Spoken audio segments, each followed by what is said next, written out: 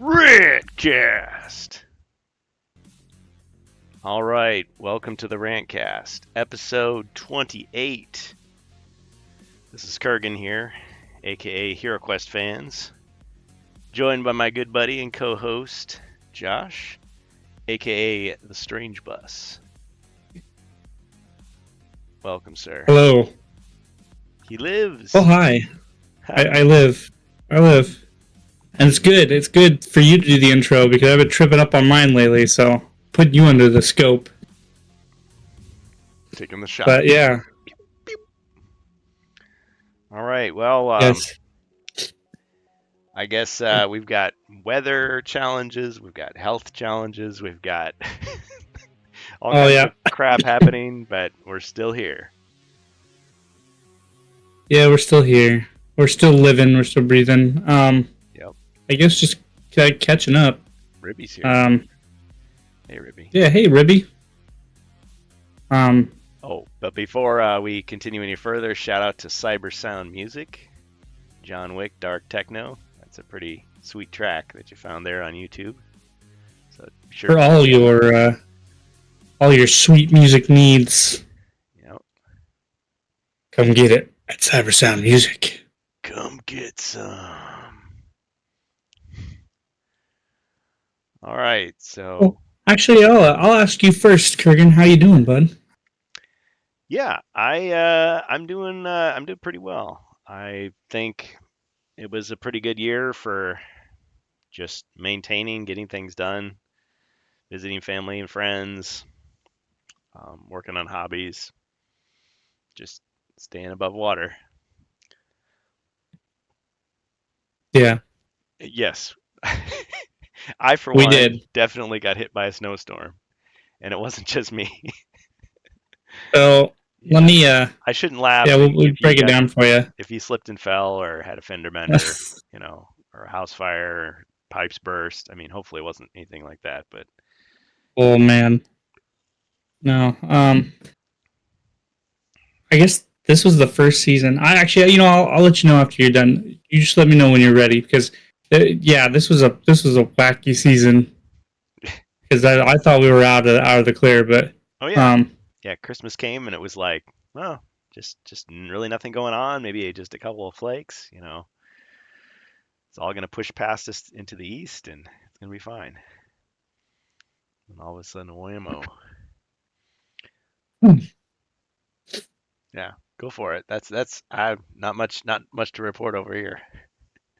So, and I've probably brought this up before. It's still acclimatizing to the extra baby or the extra child in the house. But we thought we were all good, but because Christmas came and went. We were just now getting settled out of the holidays, and January looked like it was going to come and go. I usually prepare for January because here in Iowa we get a metric shit ton of snow or ice. It usually gets pretty nasty over here. I like to call December and January for me Christmas for everybody else, bill time for me because it's usually when like my tags are due. Like most of the big bills start to hit me around this time of the year. So everything kind of hits me all at once. And I'm like, okay, we're, kind of ready to, buckle down, get things ready, and then start prepping for the snow or the negative temperatures. And like about halfway through the month, we were fine. And then all of a sudden they're like, hey, huge snowstorm. And I'm like, there it is. Yep. So we got all of our snow caught back up. And for about 3 days, we were caught right in the middle of it. Like I would open the door and like it was up to low past it's not like, we were like snowed in, but it was pretty bad. Like I couldn't catch up. My snowblower would catch up because there was so much snow coming in. Mm-hmm. And I have 2 cars in my driveway. So we couldn't pull them out because of the plow kept coming by our street. Oh, dang, yeah. So I was just buried in snow and like that layer of like ice. Yeah, it was more just the fresh powder was just the problem because like I was having to shovel first and then use the snowblower. And like my driveway is so narrow that I couldn't use the snowblower on most of the driveway because we have 2 cars in the driveway. So it was like one of those things where like I had to like haul my buried in trash can around the yard to get it down to the driveway. Oh man. It was it was just weirdly uncomfortable because like I said, I have a patio around the driveway and like I have like furniture there that I have propped up, Hmm. and I couldn't move it because we had so much powder, and it was just from being lazy and thinking there was no snow, and like, Yeah. here it is, the snow came, and it was so cold that like trying to get the lock off my shed so I could get to my tools, I had to burn the lock because it Dang. was frozen. The lock was frozen. Dang. So just your typical issues when things get to be about -20 and above, Yeah. or further below. So yeah, it was it I was would. it was a wacky couple days. I was gonna say I bet your kids love the snow day, but at the same time, when it's that cold, it's like, I mean, yeah, it's like you don't want to go anywhere or do anything. Well, yeah, You got work to do. my girls my girls kept saying, "Hey, yeah, let's go outside," and I was like, "It's not safe to go outside. It's one of those things where they're telling us to stay indoors because it's Yeah. dangerous and it's dangerously cold." Just show them And that my clip oldest, from Christmas Story where like he can't put his arms yeah, down. Like that's what you it need. was really weird. Yeah, it's Just one of no those things where fans like on. I had like wet hands and I went to go touch the lock and my hands kept sticking to the lock and I was like, oh man, The fire department's gonna have to it's come and gonna like be one pull of your those hand bad off the things. lock. Yeah, but they can't get through because of the Yes, snow. That's the other thing. Like we had, well, it was like I was having flashbacks to like COVID, where mail gets lost, stuff doesn't get delivered, stuff gets yeah. just canceled. It's like what, what is happening? Oh man. So, I mean, yeah, and so I had my oldest come out for a little bit. She was just having the time of her life. I mean, Oh that's when man. the storm had died down and everything. But like, Yeah. um, Snow and days are just pretty fun when things too. were starting to melt, Hmm. just when things were starting to melt, we're getting another round Yep. of it. And I go to walk outside, take out the trash. I'm like, ah, oh, come on, man. Yep. I this is the time where I hate snow. Usually I don't mind it. It's nice when it's like Yeah. a little bit here, but like I literally have Melt over leaves. 4 feet You can make a snowman, 4 feet of snow up on snowball. my around my house, and it's bothering me because I can't get anywhere because I'm like having to crawl over huge hills of frozen ice and snow now Wow. just to get around my car because I had to pile it there for the past couple of days. So Getting flashbacks of like Luke and wandering around in the snowstorm. yeah, man, for real. Yeah. Yeah, that's not the Ben, cold that bothers me. It's the Ben, snow. It's just the setting snow. up a I system. It's so annoying and so irritating to walk through, and it's Yeah. bothersome. Like Still though, have to put your at boots and stuff on. least you got all those details. I mean, all those tools because like my family, we never had a snowblower. We didn't have a leaf blower until like really recently. So it was always shoveling. But it's like, dang, that's hard work. I mean, you could give yourself a heart attack shoveling, you know, those big huge. Oh yeah, Because you get like in this like rampage. It's like I'm gonna just shovel this whole thing right now, and it's like you're just like wheezing, and I don't care if you're in shape. It's that's a workout. You're gonna be sore for days. Strange Plus is saying that it's coarse and rough and it gets everywhere. Actually, the opposite. It's not coarse. It I guess it is coarse and rough, and it does get Oh, everywhere. really? Whatever. Yeah, it does get. It just gets everywhere. Yeah, it's rough to traverse. Yeah. It's Not like here My where everything's snowblower nice and looks soft, hefty. smooth. It looks like it'll handle a bunch, but like it's battery powered, so it takes two really large batteries, and they're kind of getting to the point to where they're worn down. So like the battery won't tell you if it's fully charged or not. So like you shove them both in there, you go to start up the snowblower. If it's frozen, then you got to dig the ice out of the snowblower, and then you start it up and it runs. But if it's anything higher than a foot of snow, that thing chugs at full power, and it's like it you have Hmm. to like lift up the snowblower a little bit, run over it again, and Yeah. it's okay. I mean, it's good for if you like, you know, are done shoveling. I guess I don't have like one of those gas powered like behemoth We'll snowblowers. see now. Like, My uncle had one of those when I lived at his place for a brief period. I got to use it, and I was like, "Oh, this is awesome." The only problem is I didn't like. I did all this work with it before I realized, oh, I should have adjusted this. This is not like adjusted for my height. So like my back was all sore because I was like kind of like leaning forward when I was using it. But yeah, Oh yeah. it would just yeah, throw the snow like way up in the air and you could direct it wherever you wanted. So just like wow. But And then yeah, I the guess old the tractor. final nail in the coffin is my wife caught COVID a couple Bummer. days ago. Yeah, 'cause she helps out her grandparents a lot. She does a lot of hard work with them because they Hmm. need it. And I guess maybe there's some exposure to COVID from like a medical worker because her grandparents caught it and she caught it, and now we're all kind of trying to avoid it, but it's kind of unavoidable. So Yeah, well, once again, I feel like every time I'm on the good rantcast, I'm recovery. telling people I'm sick. Yeah, So once again, I'm sick. you're a sick man. Well, So I mean, we're not medical experts here, but I sort of get the impression that it's more contagious, but like less serious as far as the symptoms. I mean, hopefully. So with my wife, it can be pretty bad, but she went to the doctor and everything. She's okay, so she's handling it all right. good. Um, Well, yeah, so she's fine. Usually, she caught pneumonia the last couple times she caught COVID, but oh, that's rough. she's fine. As far as it goes now, she's monitored by doctors and stuff like that. They're making sure she's okay. So Well, wish them all a good recovery. yeah, thank you. I appreciate it. Hope everybody else is doing well. Everybody in chat who's hopped in, Ribby, Bohemius, Yeah, hope everybody else is doing well. Staying warm out there or in there because it's yeah. if you're anywhere where we are or worse, it's I can't imagine. I hate being snowed in, having Well, to buy stuff ahead of time and yeah, I get do all stocked that up. stuff. People go a little nuts. Well, it's funny because I think in past winters I've stocked up on certain things thinking that I'd need them and I didn't. And it's like now I've got it and it's like, oh, well, I've just got a bag of hot hands if I want to. I could just dig those out and I've got all these extra like sleeping bags and stuff and it's just like, oh yeah, I've got all this stuff. That's great. Whereas before I'm like, gee, I over prepared. It's just taking up space. What a waste, you know. Took time Oh off. man, Friends drove up from Texas. Good times.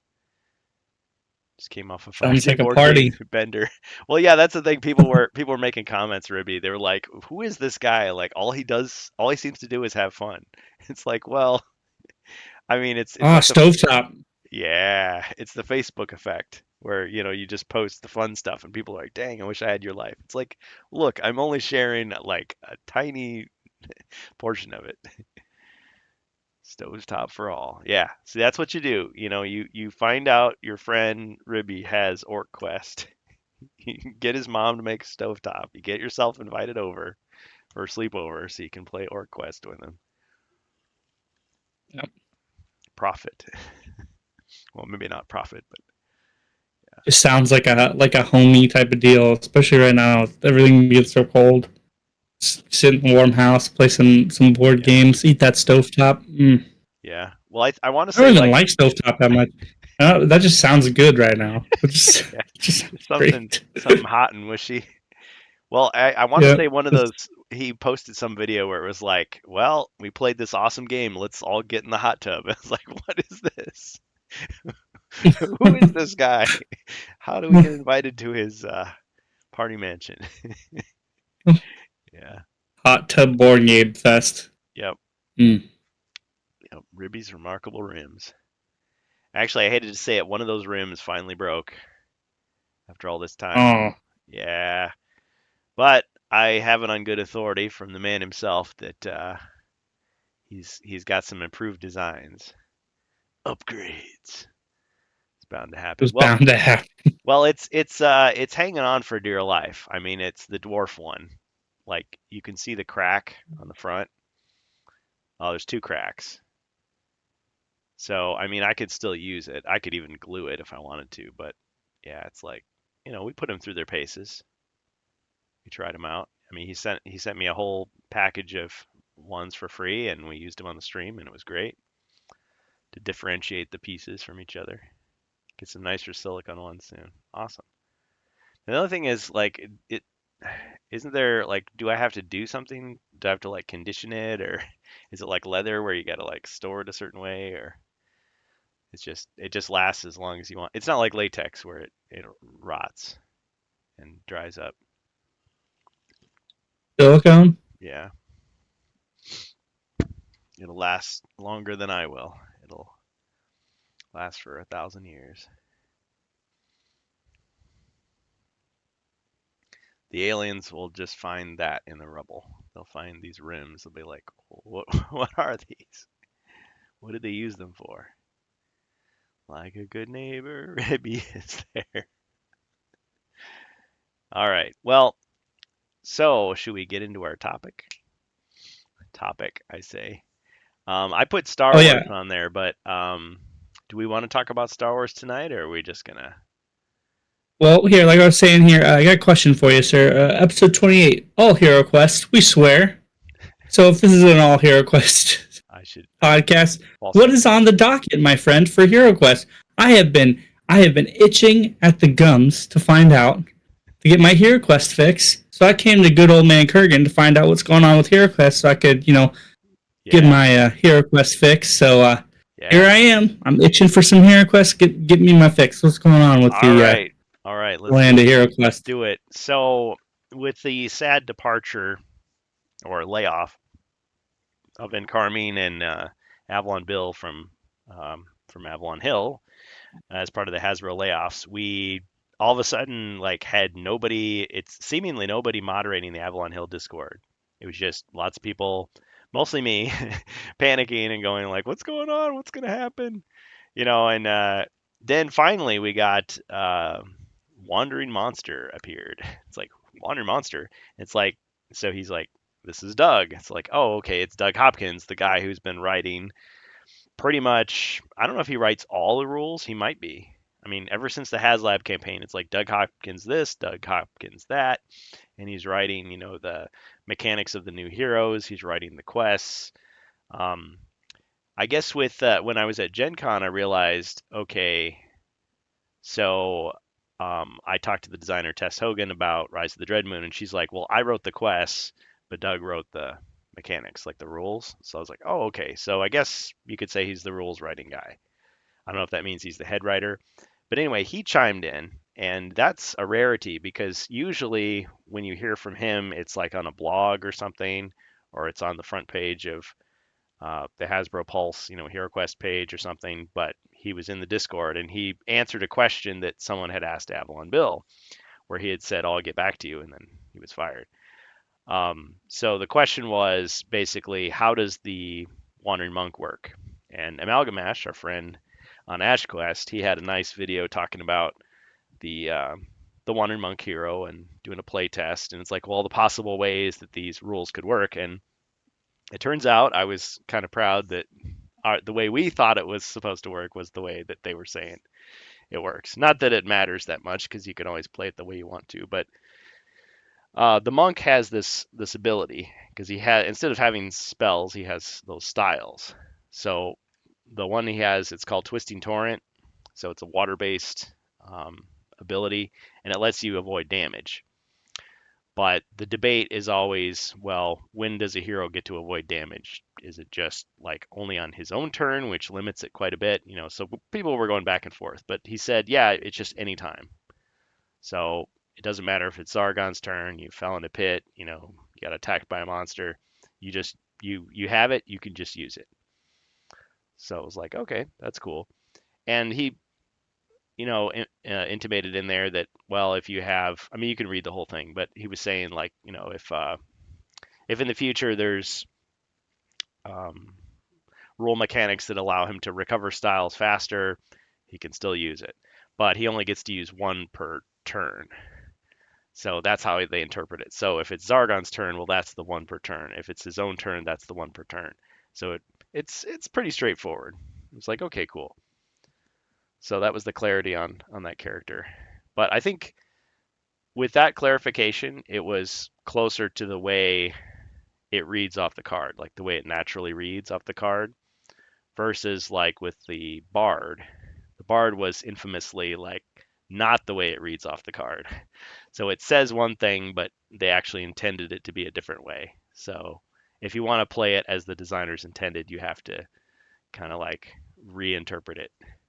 So I don't know, but that's pretty important to a lot of people, and I suppose it is a little bit for me too. I mean, I want to honor the fact that they're making these new additions to HeroQuest, and I kind of want to play it the way they intended, even though ultimately, you have that freedom to do whatever you want with it, change it into anything you want.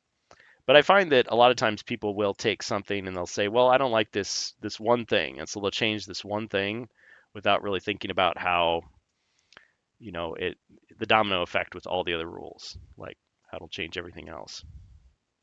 Like I don't know if you nerf the crossbow or if you make it really really strong, it's like all of a sudden now everything else has to be changed to compensate in some sense. But yeah, that was the. But there was bigger news than that.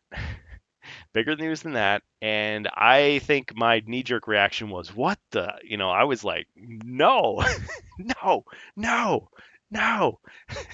Which is that, so Geek Gone Giddy from HeroQuest Fans Discord, he posted an Instagram. I think they just call it an Instagram. Yeah, he posted an Instagram where he got a message back from one of these online retailers. It's called Miniature Mart, I think it was. I think that's right, Miniature Mart, Miniature Market. Okay, so Miniature Market. So I'm just going to read it. This is what they sent back to him because he had pre-ordered. Hello, thank you for choosing Miniature Market. Regretfully, we have been informed by the manufacturer that HeroQuest Against the Ogre Horde expansion will not be released to retailers. A refund has been processed for the canceled item. We apologize for the inconvenience this may cause, and any remaining items from your order will be processed and shipped shortly if there are no additional pre-orders awaiting release. Please let me Okay. know Uh, if there's anything else I can assist you with. Okay, now wait. I hear something. I hear something come out of that. Wait. Aw. Yeah. Well, so note the text here. So they're saying we have been informed. The store, has been informed by the manufacturer. Who would that be? I guess that would be Hasbro Gaming. Well, actually, do they have a manufacturing division? What do they call it? But nevertheless, it's from an official source. This isn't just the store like making up some excuse. Oh, we can't ship it now because a big chunk of ice fell on it. No, they're saying the manufacturer told us this. And why would they lie? Doesn't make sense. They refunded it. They canceled it. It will not be released to retailers. Now, our good buddy C. Kashem did point out that this doesn't say it will not be sold. This just says it will not be released to retailers. So, does that mean it's just going to be a Hasbro Pulse exclusive forever? Does it mean it'll be a Hasbro Pulse exclusive temporarily, like the Dreadveil dice were? I mean, it seems like Hasbro is moving in this direction. We've been hearing this, we've been seeing examples of it. They want to absolutely maximize how much money they get by keeping it at a fixed MSRP, selling it through their website only, and then everybody else can just, take a flying leap because and I'm thinking, well, what happens when they sell out? Well, when they sell out, that means scalpers who bought up some of that stock now get to sell it for whatever price they want. So you didn't stop it from being sold outside your website. All you did was make sure that, you know, that's it. And I suppose you could say they only are going to make as much stock as they make. So if they made some and they send some of those units to Amazon and some of it to Miniature Market and all these other places, GameStop, then I mean, there's still a chance that it'll sell out at one location or another, and then people will just go to the next one and whatever. And then the scalpers come in, and then they get more stock, and then okay, the scalpers go away, and it comes back and forth. But yeah, the vibe I'm getting from this is not good. It's to say, okay, they're being greedy, or is this a case of they're liquidating their stock, they're cutting down on releases, they're maybe reeling things in, being a little less ambitious. And I mean, this is January 18th, so we were hearing March for the release for this new expansion. And I was with everybody who was saying, well, there's no way they're going to cancel it because it's already done. Like it's already produced, it's already finished. They would be throwing money away if they know But you people are want to going to know how buy they it. can cut costs on it? What's that? Limiting release. Yes, that's true. They can make it a limited So time exclusive. they don't have to not release it, but instead of making more or making it a retail release, they can limit the release, Yeah, save money.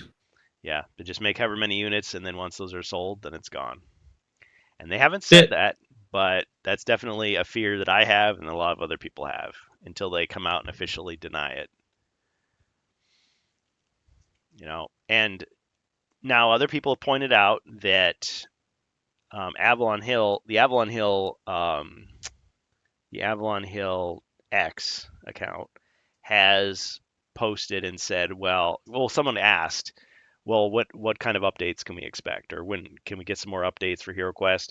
And they said something to the effect of, well, yeah, we're going to get one like once a month, starting this next month in 2024. So it's like, oh, okay, cool.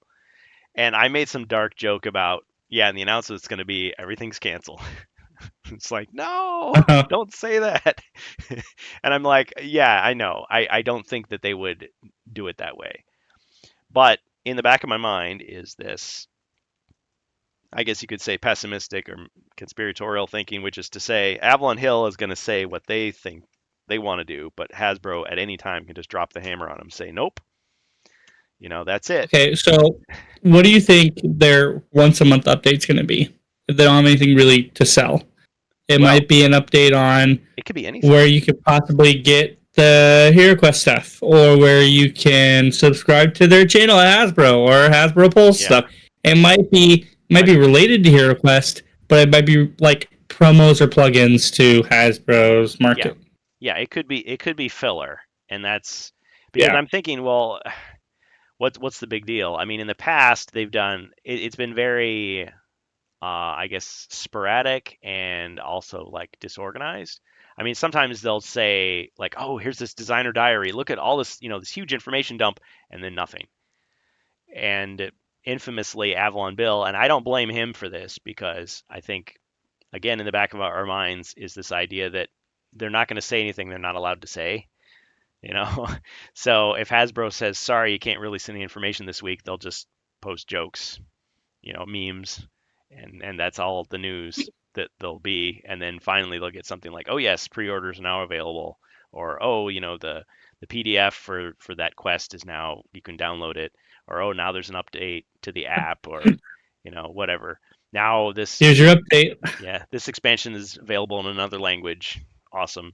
Yep. But Yep. they could just release one That's a good one. update. Yeah, they could release one update that just says, okay, here's the release schedule for the next year. Just one update, and they would have all that. So them kind of stringing us along with like little bits. It's like, is that really? I mean, if Okay, that's but all they're like allowed to look do, at it on a business aspect though, Kurgan, is the fact that keep like them glued people are to the upset, channel. right? It's their Yeah, version of damage control. So like sure. people are afraid that it's going to die. Like things are just going to straight up die, and Yep. eventually they are. To me, from what I'm seeing, they are pulling the plug, but they're doing it slowly. They're not just going to turn off the life support, yank the cord, and be like, all right, we're done with this bitch. Let's walk away. I think what they're doing is they are slowly like letting their product get released. Like they're trying to get money out of their product without wasting a lot, any if any money, or as little to no money as they can, and then putting bare bones into updates as as little as they can. So, like I said before, what you said makes sense, but they're not going to do that. They're going to ham fist little snippets of updates. It's like what happens when, like, if you've ever been on Twitter or X now, and you go to a movie promo site where the movie's already been released, Hmm. there's a guy on Twitter or on that page who usually releases like little piddly updates for that site until it finally literally has no more relevance. But there were like little updates after the movie is released or video game is released for like a year, and like nobody's interested in that anymore. The movie's already been released, the hype is gone, but like you know but they said many other announcements Oh, through the year. yes. Thank you, Bohemius, for correcting me on that. Yeah, no, you're right. Ah, And that makes much more sense. he did say, yeah, and no, you have that's some good info there. So Miniature Market is one of the biggest online sellers. So yeah, this isn't just some rinky-dink like side store. Just because I've never heard of it doesn't mean, it's not Yeah. a big deal.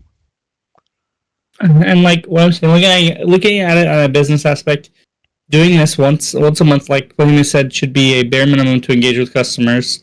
It is a way for them to keep active Hmm. without trying to overhype any like real products or anything like that. And even if they do, that's still good for them. It's good, Well, you know and good product like yeah, and I don't, advertising. Good I think advertising. I think one of the biggest, and Bohemius will agree with me on this, one of the biggest gripes that a lot of us had, because a lot of us were very, very happy the way Avalon Hill was handling HeroQuest. They were doing a great job.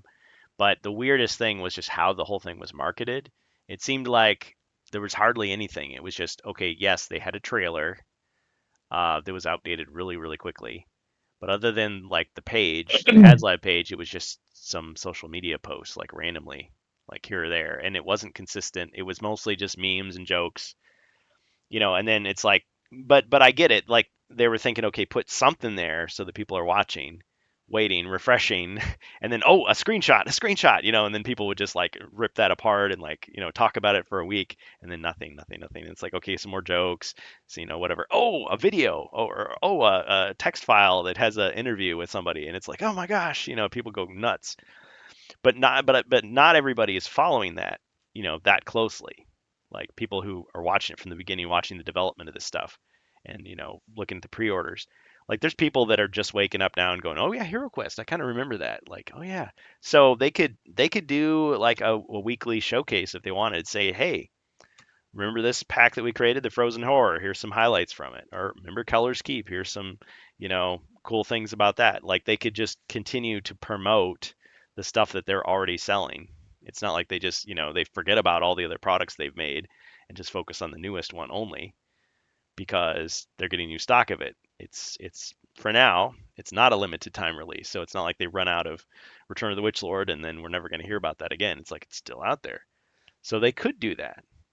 And yes, Right. with Rise of the Dread Moon, it was kind of interesting because they had these polls on the at the time brand new Avalon Hill Discord, and they were saying like, well, which of these new enemies do you want to hear about? And they would have like a little list, and you could vote on it.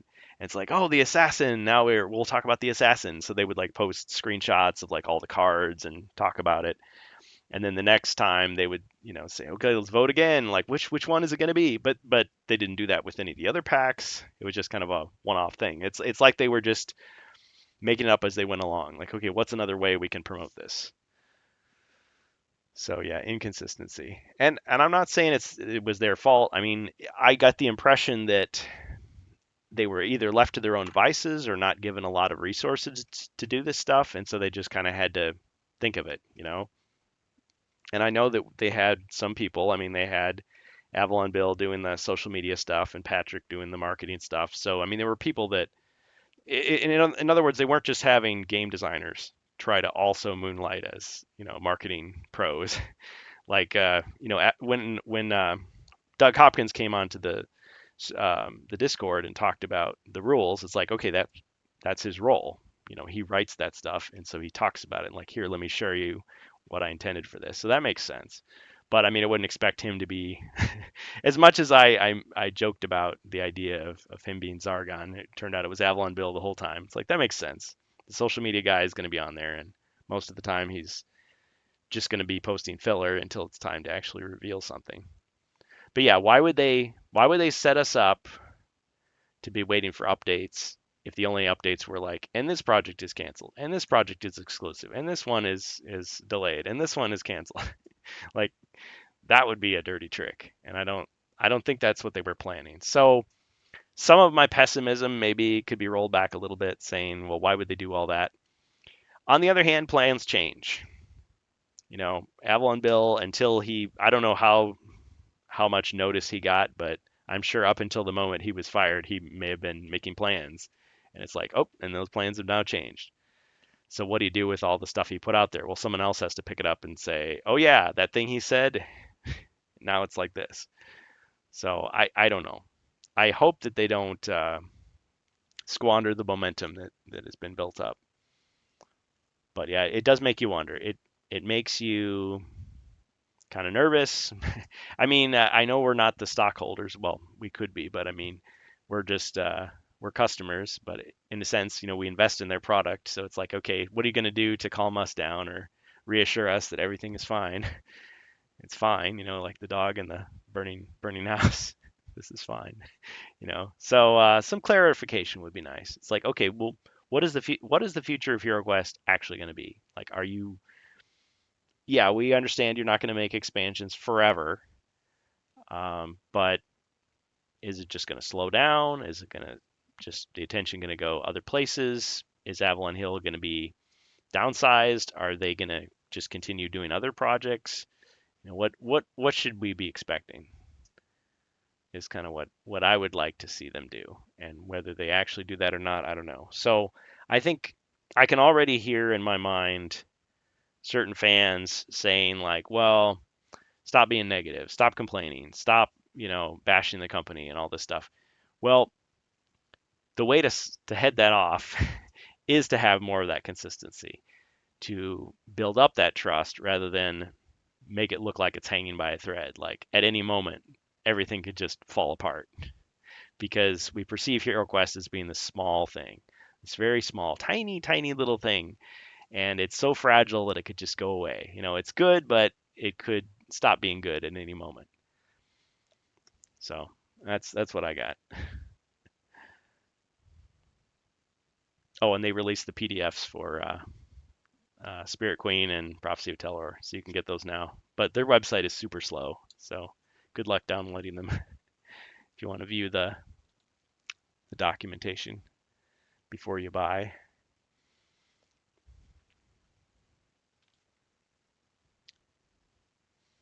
So thoughts?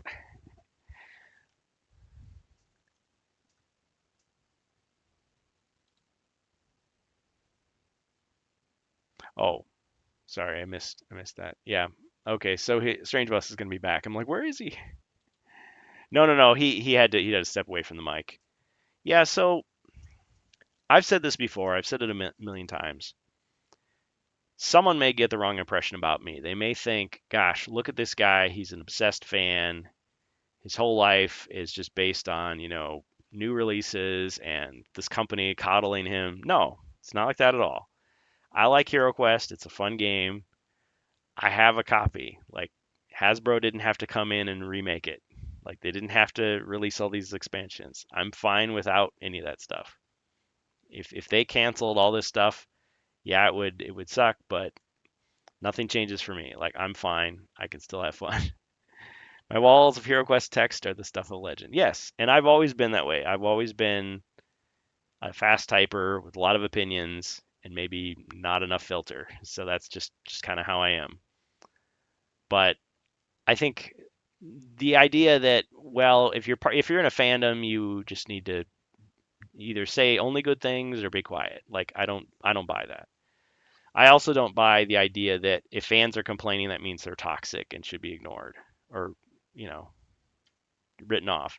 I think, Not at all. yeah, there he is. Yeah. So there's some reason why. I mean, you can look at me and go, look at this nutty guy. He's just crazy, whatever. Ignore him. But guess what? I'm not the only one saying this stuff. There's people like all over the world that are saying it. So why are they saying it? Are they all just a bunch of weirdos? Maybe. Or maybe there's some grain of truth in it. Maybe the company is doing something that they either need to stop that, Jaden, or they need to maybe just come up with a new strategy like, oh, maybe we're not communicating effectively enough. Maybe there's some better way we can interact because they seem to like our product. They seem to want to buy it. So shouldn't we try to get on their good side? Should we try to find out what it is that makes them tick? And I think the team at Avalon Hill up to now was doing that. And it looks like they're still trying to do that. But I get the impression that most of them are working on the product or they're doing other things. They're not in that position of, social media guru or, PR. front man for the public.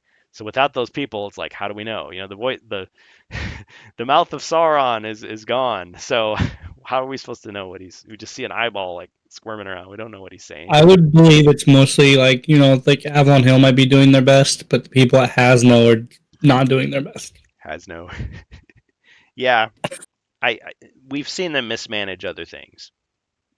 And I suppose this could we don't have to segue back into Wizards of the Coast because Kareth and I talked about that in the last Rantcast, and it was a lot of fun. Mostly it was on him with his knowledge, but in that case, I feel like Hasbro at least gives the impression that they have these small little companies or divisions or publishers that they kind of just like let them do free reign within a certain boundary. So if Wizards of the Coast does something really stupid, you could go, oh well, that was Hasbro just gave them the freedom to screw up.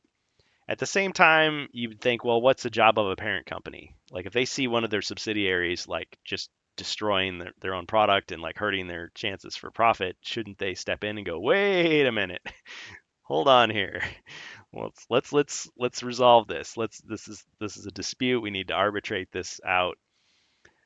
So maybe they gave Avalon Hill the freedom, but at a certain point they just yanked the rug out from under them. So why did they do that? We still don't know really, other than just they wanted to make cuts, and so they decided we'll just cut here, here, and here,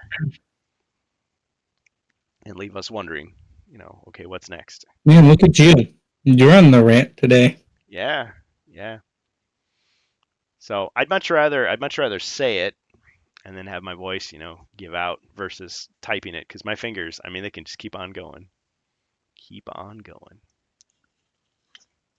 Walls of HeroQuest texts are the stuff of legend. He's not wrong. Yeah, there was a couple of guys I think that were getting upset with me. They're just like, this guy needs to take a breather.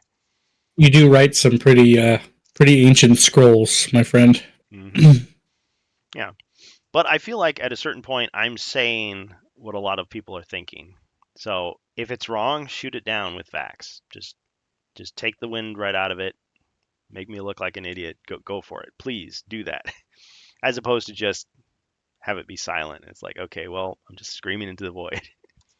I I agree with you that in that sense. Like I feel like now, granted, I feel like maybe typing a bunch of like a wall of text is, excuse me, is too much for me a little bit. But well, it'll make like some people saying think too long didn't read. It's like, whoa, what did I yeah, walk like into?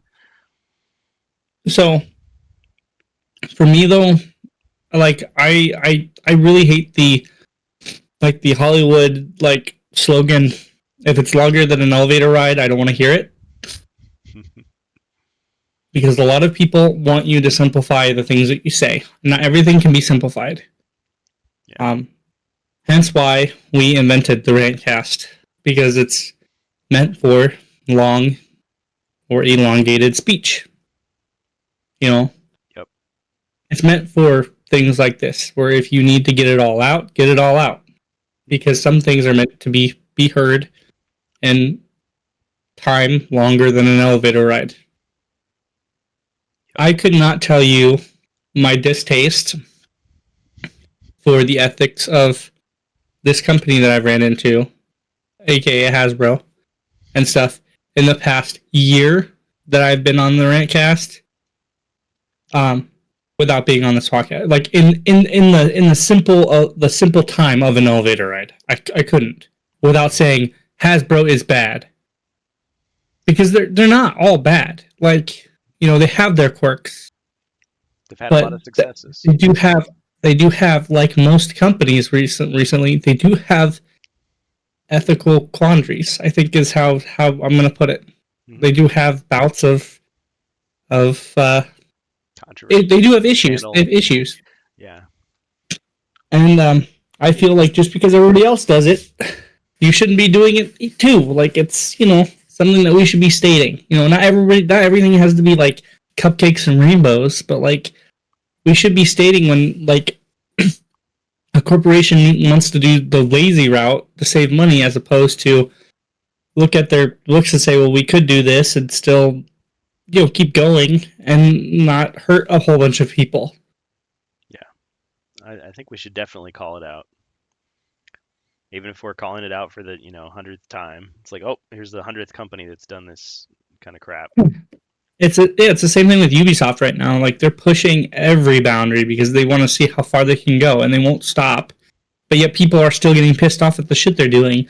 Like it's not going to stop, but they're going to keep going until people just say, what the fuck ever.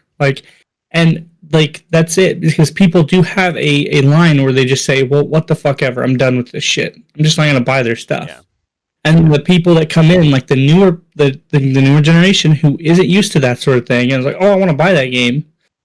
Mm-hmm. They'll buy it, and they'll just be used to that stuff. Yeah, it's like, oh, everybody has microtransactions. Everybody gets screwed over by the. Oh, they're now trying to push ads into video games that you buy, and like all sorts. They're doing all sorts of wacky shit, and it's bad. Like it's really bad. You want to talk about a company with no fucking moral NFTs boundaries at all? What a scam! NFTs are such a scam. Like, no, I'm gonna go against the grain and say that could have been something, but the whole point about that was like they really was built around just a scam environment. Mm-hmm. Like, oh fuck. You had celebrities saying, "Oh, look at these great NFTs that I got." You really want to just get educated on how bad that is? Just look up the Bored Ape Yacht Club. That is the only example that I can give you of a successful company that's doing that, and they are reaping people for every dime that they have. Dang. And it's awful. Say the name of it again. Bored Ape Yacht Club. Bored Ape Yacht Club. Yeah. Have you not looked them up before? No. Oh man, they made a crypto game that cost like thousands of dollars for every time that you played it. Oh man. And like you win a token. That token was worth that. So like you cash in your tokens or pay the money. And like it was like extremely long because like you'd win like their grand prize was like in the millions or something. But by the time you got there, they would have gotten so much money. Oh man. It like was bad. Like millions of lottery tickets. Or and like it was like just go to the casino. Like their NFTs were just drawings of apes in like the Gorillas cartoon type. Oh, maybe like drawing. Maybe I did remember that. And I remember thinking like, so you got like celebrities saying, "Oh man, I spent like however much exorbitant amount of money on this NFT," and they show it to you, and you're like, "That's stupid." Like, what? And you're like, "Yeah, great, whatever. I've got this." Oh, but it's rare. It's unique. It's like there's literally they are so infamous that there is a counter organization that gives out free apes to show them, and like it's not even an NFT. It's just drawings that you can just grab that are similar to them. Yeah. And they can't do anything about it because like they're not copyrighted. So like because they're not direct copies of it, but they're like, hey, you can grab this and it's free. Mm-hmm. You don't have to pay thousands of dollars to get one. Yeah, and you realize just the whole scam of it all of just collecting anyway. I mean, I if I'm going to collect something, I'm going to collect something that I like, not just because somebody else says it's worth something. They are crap. And the fact that it took the human race like a couple years to realize how shit they are that's what baffles me. So like if anybody in this chat is thinking about the fact that like companies can get away with this sort of shit, think about it and understand that it can be done. Anyway, just because you're saying it's like bullshit, that it doesn't fucking make sense, doesn't mean it's not making sense to some sucker like who's like 20 years younger than you. Yeah. And who has like their dad's wallet or like, that we live in a time period where there are thousands of different scenarios and they're all living them. Like it's bad. Like, and that's why I say what I say. It's just because of the fact that like we don't live in a time period where like the scam is very obvious. Yeah. Or like it's obvious and it's easily preventable. Now it's obvious, but like it's not easily preventable anymore. Mm-hmm. It's as easy as saying no, or I don't want to do it. But like that's how like companies like offshore are able to spoof phone numbers now without having to try. They don't have to link to different phone numbers across the globe. You get a call from a number that's like a fucking AI voice or anything anymore now. It's because we now have the technology all across the globe to spoof phone numbers Yep. using Google or any other AI technology, and they can just grab a number here from the US and just fucking call you with it. Yep. And Like, and it's bad. it's James Earl Jones as Darth Vader talking to me. It's like, no, it's not.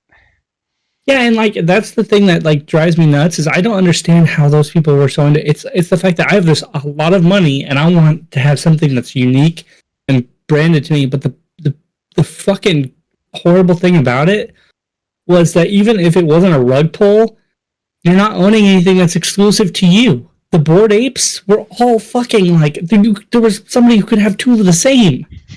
Like, Yeah, granted, they you were beat the whole probably thing. limited, but like there was not I doubt they had one that was just one exclusive. If you had that, like one of their common or their rare ones, like you could still buy more than one. Hmm. Well, the And crypto, that's one thing is like it was bad.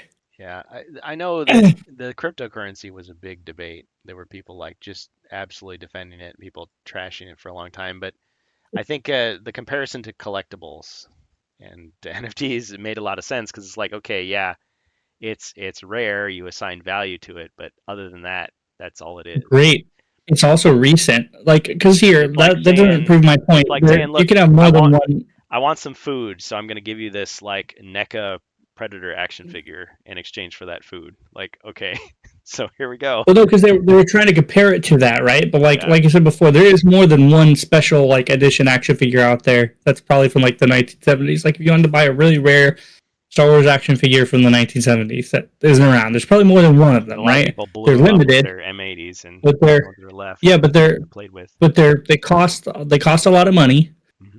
But like for example, something like that as opposed to something that is digital and recent, Yeah. I am not paying thousands of dollars for. There's still a wacky idea behind collecting that like even I get pulled into Well, because it's more for nostalgia. It is a yeah. nostalgia pull The as way well, but the way it it's makes you feel, yeah. Well, like with a video game, I mean, okay, if I like, okay, I spend $1,000 on an NFT of an ape that smiles, or like a cyberpunk video game. What was it, like $60, $70? You can have way more fun playing that game than like staring at the NFT. I mean, I guess the only thing is it's bragging rights. You can say, "Hey, I'm like Jimmy Kimmel because I have this, and I can show it off and show my status well, because I have money to it's throw away." also investment opportunity. People talk about it as Sell investment it, opportunity. So if you own this, it will grow, appreciate in and that's value. that's another. Well, not just that, not for its effectiveness. It's the coin itself. So a Bored Ape is also noticed. I think is a coin, just like a Dogecoin or a Bitcoin. I think Hmm. because it's crypto, right? I can't. I see that's where it kind of crossed the line for me. But like to answer Ribby, like a lot of them now are scams because a lot of the big players around there realized they weren't getting anywhere with it and started like talking to suckers and big rich people. Like, hey, look, I'm going to guarantee that it does grow because I'm going to invest in it and it's going to get bigger and we're going to promote it. And they did. And they showed people the proof. And what they did was instead of investing in it, they pulled after a year. Like Ruby says, rug pulling garbage. A lot of them pulled after the year and like fucked a lot of people over. And then didn't realize that when you do that, people go, "What the hell?" and they demand their refund. Like there was a whole bunch of shit that happened with that. Like there a lot of people went to jail over shit like that. Yeah. Well, So like yeah. People losing their digital wallets, so like even the people that had no, people Bitcoin. losing thousands of dollars, man, because they spent thousands of dollars investing in coin that they thought was going to go up, but instead it like started to drop, Like buying and it's because they T-Baby. were manipulating the market. Mm, Like, so it yeah. Well, and there are people I've heard of that people. do that all the time. There's people that like they'll hack your computer and use it to mine Bitcoin. Like what? Oh, that's an old thing. Yeah, But but I'm I more talking I about hadn't heard like about it until recently. It's like, oh, okay, never who's the mind. big guy? Hold on. Big guy. I'll unpull. Yeah, there's a big guy who got recently like hit with it. Well, there was the one guy that, yeah, he would like people would buy stuff and then he just directly scam them. Like he had his own cryptocurrency. That was a famous scandal. And then I remember after that happened, other people were saying, "Well, no, no, no, that's not all cryptocurrency. That's just this guy's particular thing." Like he had AI making it look like Elon Musk was saying like his product was Oh yeah, awesome. Sam Bankman-Fried. That's right. Yeah, FTX. FTX was the yeah, big one. okay, Yeah, that's what we're all thinking of. Okay, right. Yeah, yeah, that was a big one.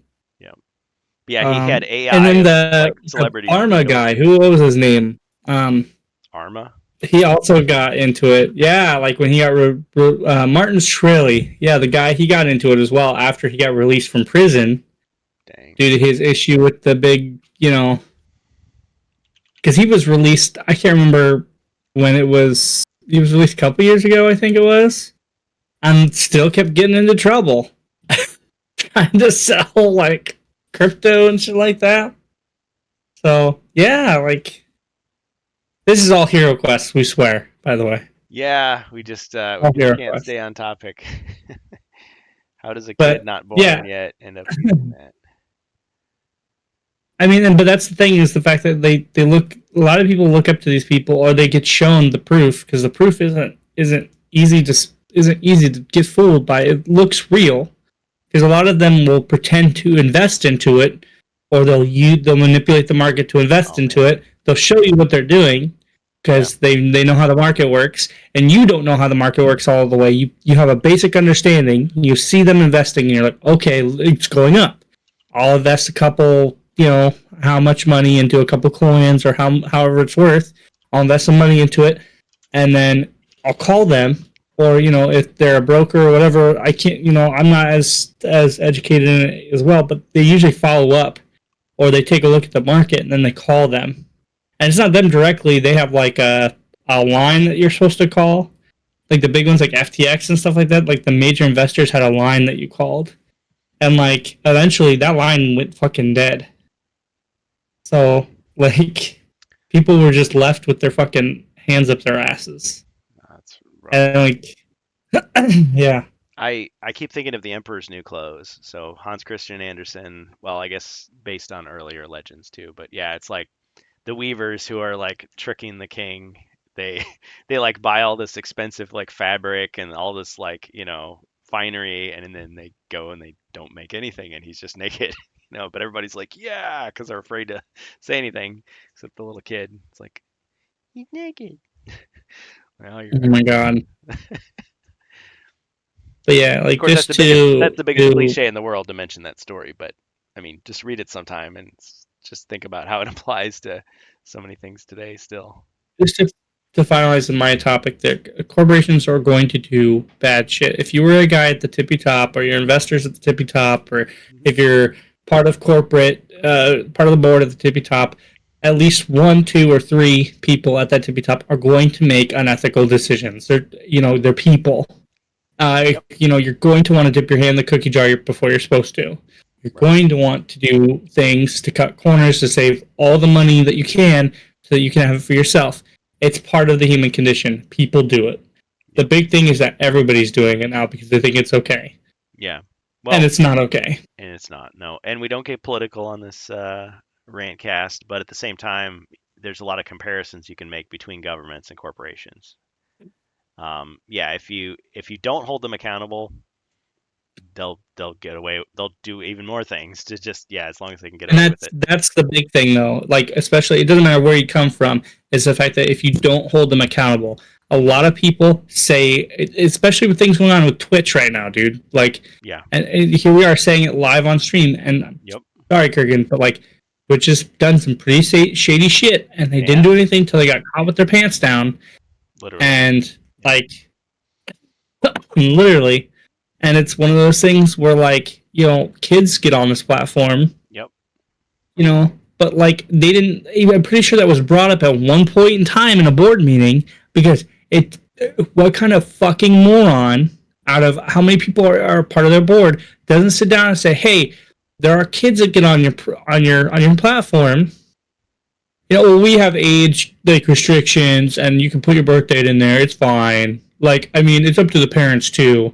Well, yeah, it is up to the parents, but like you also have to do some of your work too. It's to me, it's like a half and half thing, right? Hmm. I don't let my kids on Twitch. I don't Good. unless I'm supervising them. Or You TikTok. know, and Yeah. that's the yeah, well, yeah, unless I'm supervising them. That's the deal for me. Hmm. Like I That's don't personally responsible. care about how other people raise their kids. The big thing here is the fact that it's because of the lack of work that Twitch puts into making sure that you know my kids wouldn't see a floppy dick on stream. Yeah. So, and that's the thing is like this is a there are many other platforms out there where you can do that Yep. that are adult content. Yeah. There are many platforms out there. If that's I'm not feasible. listing them, but there are platforms out there. Yeah. And especially non-streaming platforms, there are streaming platforms out there. Twitch does not need to be one of them. Yeah. I mean, that's not my personal call to make, but there are literal porn stars coming over here to make that extra cash because they can. Right. And they're doing ridiculous shit. Like people who like literal porn stars who offer free content on porn sites, making people pay for censored content here on Twitch. Yep. And Now explain to me how that makes sense. and they get special treatment. Like they're like, you know, celebrities So and they can get away with it. But if a normal streamer tried any of that, they'd be banned for life. But they get like the 7-day ban pretty much. Yeah, yeah. or like and like if they're special, they get 3 days. Yeah, but that's the big thing is it's I'm not saying it's I'm not specialized saying treatment. that everybody should get away with it. But yeah, it's like, and I mean, I've heard that, well, that other site that we're not going to mention didn't used to be that way, but it quickly went that way because they realized that's how they make the money. So Oh yeah, no, I'm talking about there are adult sites out there. Just look them up. You can. I mean, I wouldn't, but like what I'm saying is like, they exist. see, that's what I'm saying. Sasha Grey, there's more Pie who does that, and I know that because I looked up Critical's doing a thing on her right now. So, like I said, it's one of those things where there are legit porn stars here, and like I said before, whatever, you know.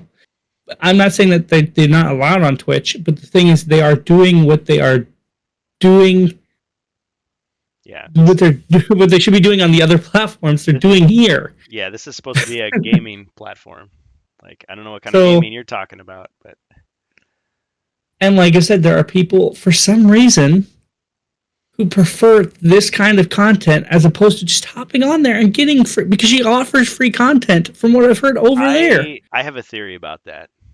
I don't know if it's really true because I don't know. I didn't. it might be because it might be Plausible like an attentive deniability. thing, like if you just Yeah, want the attention or whatever. But they're like, like, oh no, yeah, I'm not watching adult content. I'm watching these games, and oh, how did that dude, porn no, star there get is there? no game when she's over there. There was like a clip when I was like I said when I was watching Critical thing. There was Static. like a clip where she was like just doing squats, and like her ass was practically hanging out, and like every time she did a squat, it was like bouncing in front of the camera. Like, dude, it is literally the line. Like she teeters the line, like pretty much the line. Like it's Well, really bad. and And some like she puts it under the hot tub category, but she leaves like a tiny pet-sized kiddie pool in like the corner, and that's what she considers the hot tub. see, this is just Like, come on, bro. yeah, It's really dumb. Like I said, that is what I'm talking about. Grown-ups not acting like grown-ups. Like no, people who think they can get away with shit. This is something you expect from your 8-year-old, not the porn. I'm talking about like the the meandering, the yeah, the shit that rule. like You can't leave your room. Oh, but I can like like balance on a balloon, like with a some more rope, captured audience. hanging out there. Yeah, but like still, man, there's 3 other streaming platforms that you can be on, and like I said, to me, it's kind of like one of those things where like you can be on all social platforms and you just get all the money in the world, Yeah, you and just like stream to here you just got to do more work. But like once again, this is where Twitch needs to come in and say not on our platform. yeah, But they don't because these people bring in the money. They bring in the people. right. So it's like, So oh, Mr. Capone, great. here, please come in. Have the the royal suite. We know you're a Yeah, gangster. no, We know you're scum, but listen, you do bring the money. dude. At You this get us point, I would paid. rather have Mafia in at the hotel like lounge and back in the day, bringing in the gangsters and the cigarettes and all that stuff, They tip really than something well. like this. Yeah. Yeah, but like, As long as you yeah, don't get it's just killed by them, they tip well. It's like what? just don't bump into them in the lobby. Yeah, Yeah, you talking to me? yeah. I mean, it's just one of those things that I've brought up is just it's people not acting like people. They're saying, well, what can we do to bend the rules Mhm. because I want more money. Yeah, That's it. That's what it is that's the about. If it problem. wasn't about money, they wouldn't be doing it. Right. And at the tippy top, if it wasn't about money, they wouldn't be doing it. Yeah, it's just like And like I said, you're gross. Get out of here. the concept of rules now is that they're not meant to be broken; they're meant to be bent. Hmm. By the special And I'm people. not a stickler. I've bent rules. I've gone around. I've done the same thing that these people have done. I've always, I've done my fair share of rule bending and like acting like a kid and seeing what I could get away with. To me, the difference is like, at what cost are you doing this, right? Hmm. I would not do this much shit at the cost of my children. Like, and that's what I'm saying is like a lot of these people have families of their own. At least I bet. Like, you don't think about like the consequences and shit when you're doing the shit, and that's why I call it like kid type garbage. Is because when kids meet like fuck up, they don't think about like who they hurt or what they do. Yeah. Well, and Like it most creates of the time, it right? creates a toxic environment too. The more that So happens, the more it becomes just kind of like, like accepted as normal. yeah, and then it just does. Eventually, it just gets accepted as normal, and then like we get looked at as weird for calling it out. Like, well, aren't you Mister Perfect? Well, no, I'm not. I'm not. I do shit like this too. It's the fact that like it's not the normal. Yeah. I shouldn't be I shouldn't be allowed to get away with it either, but so why is it right for certain people to just yeah, do it? Well, Or like we had somebody talking to us like a couple times or a couple rankcasts ago about how hard it was to stand up against these people. That shouldn't be your argument for not standing up. yeah. It's too hard. It shouldn't be your argument. That's like a 1984 type answer. Yeah. That really is. And I'd say like if anybody's read that book, Hmm. coming real fucking close to being in that sort of society. That's really how it is. You want to be sectioned off and being told what to do? Fine. Yeah. Like I know that sounds really fucking crazy, but like It's not that I crazy. mean, it's it's you know I feel like that's what that argument was it's too hard to tell people Well, higher than me if or get to that higher than me. I just would rather be told what to do, be fed my own entertainment, and go to bed. yeah. And it's just a lot easier that way. Fine, okay, but when it gets really bad and you feel really uncomfortable and you finally start to stand up and it becomes too late, Yeah. You wish you would have said something earlier. Well, I you wish you would have said something earlier. but see that at that point you're afraid of retaliation. You're actually afraid like, "Oh, if I say anything, I'm going to lose my job, I'm going to lose my life, I'm going to lose whatever." You know, Yeah. versus just, well, man, I got to write a letter to somebody that sucks, or I got to make a phone call, or not buy a product, like, have slight delayed gratification just Well, because. see, and that scares me is the fact that like people have already given up before we're like that point. Like if it's Mhm. about being like too hard, that's really scary. Because then like if I was like way up there, I'd be like, man, this is a piece of cake. This is so easy. I can just push this on people. They hate it, but they won't do anything about it. Yeah. Yeah. So like I said, if you feel uncomfortable about something, Hasbro isn't going away. You're still going to have your stuff. But like I said, if you want to do something about it, voice your concerns. Yeah. I had a whole You know. thread on Yield in about like what have whining fans accomplished, and I was like, much. because because again, it's like one of those things where, okay, it could be just a sheer coincidence. It could be a false causation. Correlation is not causation. There seems to be an issue. Fans complain about it, then all of a sudden change happens. Oh, there's no connection. That's just random. It's like, no, no, no. It appears as if the company hears the fans complaining and makes a change based on the. So it's like it's feedback. So it's like, oh, so we do have some effect, even if it's, oh, we're just a tiny group of people. They're a mega corporation. They won't listen to us. Apparently, we have some impact. You know, it doesn't have to be the D&D OGL to get them to change. And as you've always said, Josh, about like, you know, they back down 1 week, but then they start creeping back up to that line again.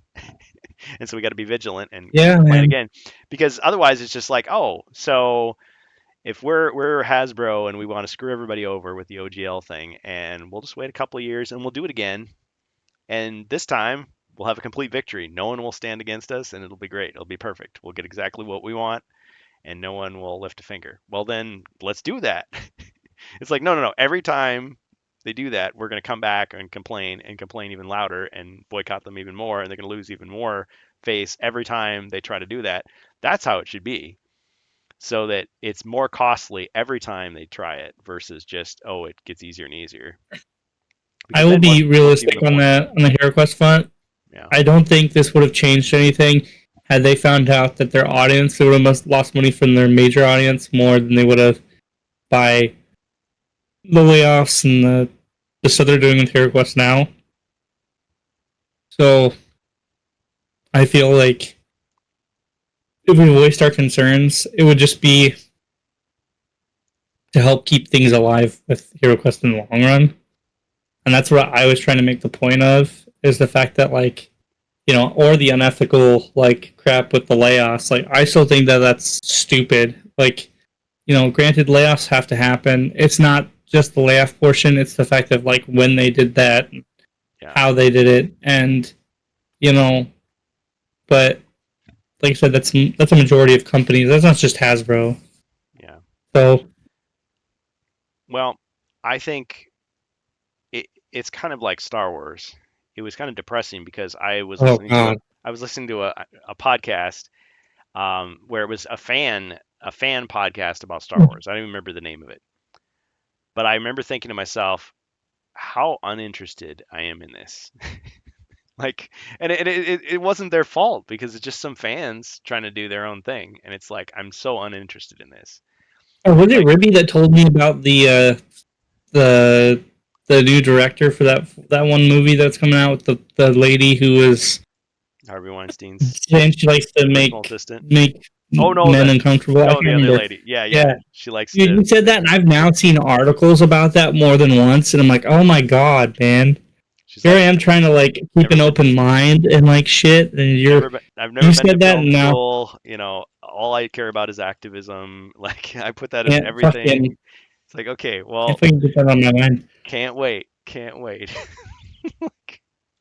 can't wait to not And not want to be everybody's there. gonna use that, but now like I'm like, man, that fucking series has turned so political, like so political. Well, It's weird. And I was like, how can you take a franchise that's so beloved, so loved by many, and half the audience? That is what I'm saying. It's like you let's could have made remember. so much more money, so much more fucking money if you didn't politicize the entire fucking like thing. You Yeah. know, So what she's saying is, listen, um, oh, I just that's the perfect tie-in. It's the porn thing again. So it's like, okay, what? I'm a porn producer. Not really, but I mean, like, let's just say, okay, so I'm a porn producer. I don't care Save anything that about, clip. Save that clip. clip it out. Yeah, play it on the loop. So I don't care about games, but I'm going to come to Twitch and use this gaming platform as a way to advertise for my porn, right? So here's Okay. this activist filmmaker. That's what she likes to do. That's what she says.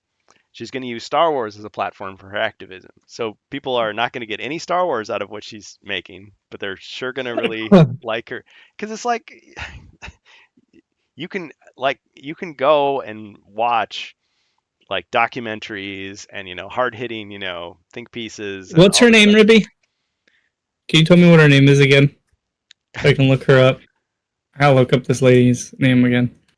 But see, that's not enough. You have to have talent. You can't just say I'm a woman or I'm whatever. I mean, okay, well, good for you, but where's the Well, because if she really did say that, I would be like, well, yeah, so was Rosario Dawson well, and and Carrie Fisher and yeah, who else? There's so many other she needs to women get a in better Star Wars. publicist who would be like, listen, don't try to alienate the people that are going to be paying you. Like that's not a good strategy.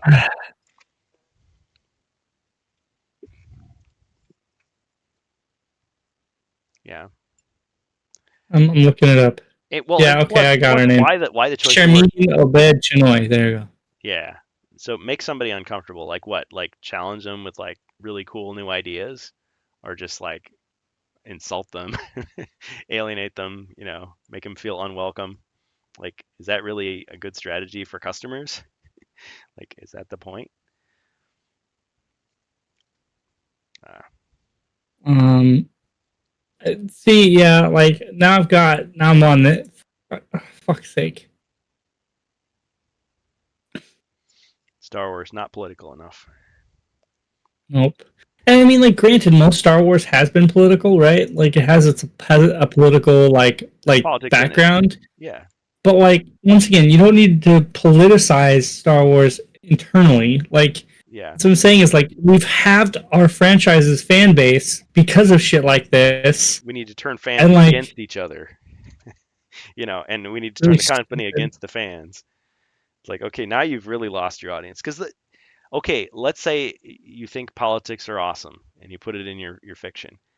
So what you're trying to do is you're trying to convince people to believe in your politics, right? So it's like, oh, but no, no, I'm just gonna like shove people away and like insult them and get them to fight amongst themselves. Like that's not a winning strategy. Like what's what are you even doing? You're not Yeah. winning So, you're not like I winning said, converts. You're making people like hate your idea and think, wow, that if that's what it is, then that's a stupid philosophy. Like I don't like that. I don't want to be part of so that. yeah, like I was saying before, the reason I wanted to give this lady a chance was because her "Make Men Uncomfortable" quote was like an interview with CNN like 8 years prior to this. Yeah. So Wasn't it John Stewart? It's like, she okay, comedian. yeah, it was like something prior to that, but it's she got picked for her prior experience in her like other roles. Like she had documentaries, Yeah. Saving Face, Song of the Whore, Girl in the River, Price of Forgiveness. So what I'm doing is that I'm looking at her resume Hmm. pretty much, and I just got so upset I had to pour a drink.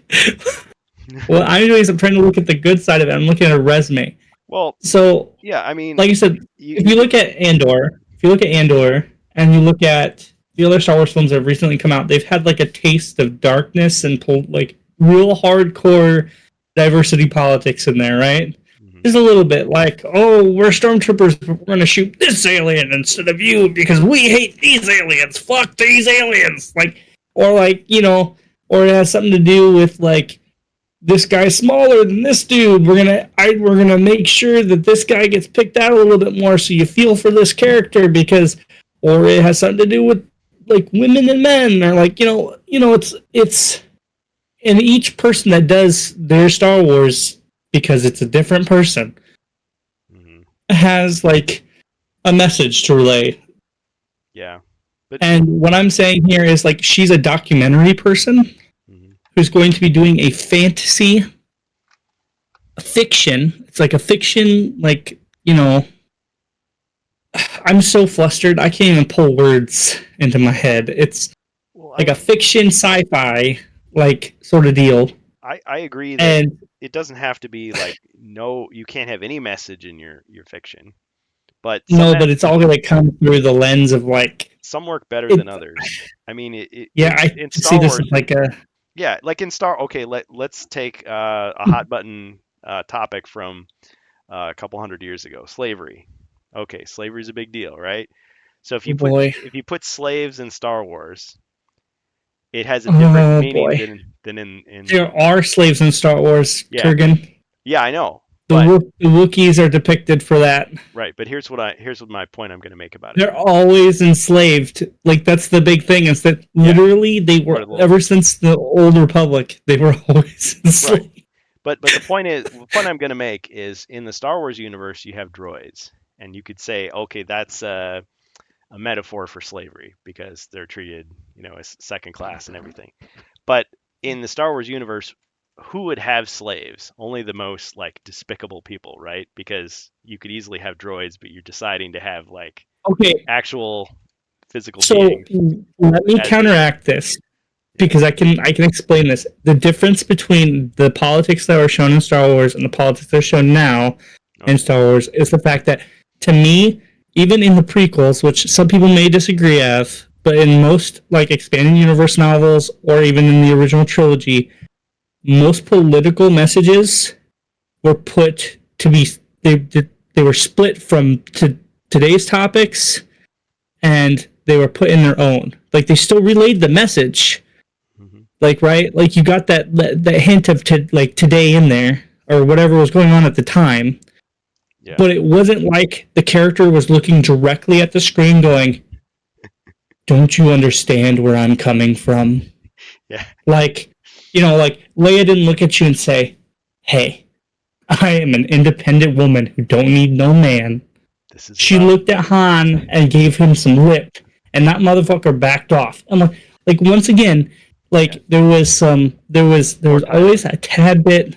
Yeah, there was always a tad bit of, stand the fuck back. I got this between in the man and woman dynamic. Like with things like slavery, Yeah. really bringing up that topic. Sorry. They were they were like I said, there's a different species like the Wookiees, right? Yeah.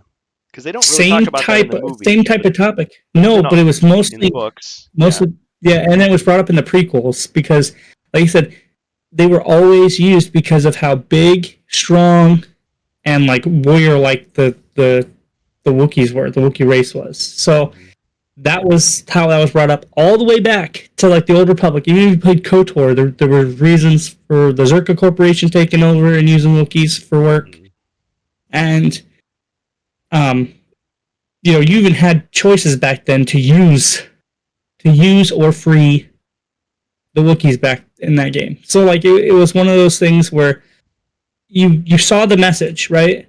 Hmm. But you didn't think when you played that game, oh shit, I'm gonna feel bad, or my black friend next to me is gonna feel real fucking bad if I Yeah. decide to go evil. Like, Right. no, man, this is fiction. It's fiction. The Yeah. political message is there. You get it Yeah. because it's inspired by something. Yeah. So But C3. it doesn't make you a racist if you decide to think deeper into it. Yeah. And that's what I'm saying I played as is Darth like Vader it's and I killed some stormtroopers in the game. So I guess I'm a mass murderer. It's like, no, no. and that's Playing a and that's what I'm character. saying is like I liked the idea when they started off the sequel trilogy with somebody like Finn, because it was like the idea that they weren't using clones anymore and they Hmm. were recruiting children. Yeah. These are just They regular didn't people that, take it anywhere. yeah. They backseated the guy, and that's what I'm saying is like they had a foundation for something, Yeah. and they didn't use it. There was a throwaway line in Rise of Skywalker, but yeah, it was very unsatisfying. There was no. It had so much potential, and they just completely squandered it. Absolutely. So what I'm saying there is like when you sat and watched Star Wars, it was an escape from something. Yeah. I don't want to sit and watch Star Wars and think about my real world Yeah. too hard when I look into my escapist entertainment. And Yeah. I feel like that's the difference between then and now. Was yes, it's inspired by real world stuff going on, but they mix a lot of the fiction in it. Right. They Well. don't now. Like they really try to like they're putting people getting beat to death in like the corner in your Star Wars now. I'm like, oh, you're like, oh shit. Like you're Yeah. like, oh no, Well. no.